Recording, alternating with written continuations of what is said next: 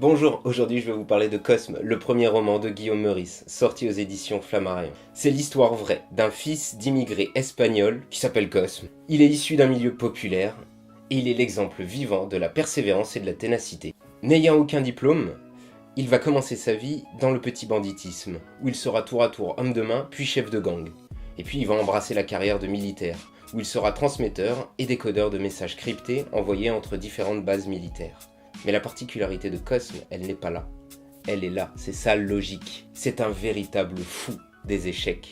Et il va tomber dans la littérature comme on tombe d'un lit. Cosme va lire et va se découvrir. Mais il va surtout s'attaquer à l'un des plus grands mystères de la littérature française, le poème d'Arthur Rimbaud, Voyelle, qu'il va approcher comme un joueur d'échecs. Loin des clichés de la réussite, Guillaume Meurice nous dessine le portrait d'un jeune homme attachant par son histoire et par sa capacité à renverser l'ordre établi.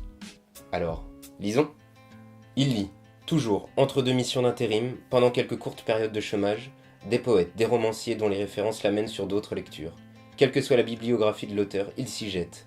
Il lit au mètre, il lit au kilo. Il va à la bibliothèque comme un adepte de la force basque va à la boucherie. Un besoin, une nécessité, obsédé, possédé. Il lit partout, dans les bars, dans les parcs, sur les bancs, imperturbable au bruit, au tapage, au vacarme de la vie. Il lit.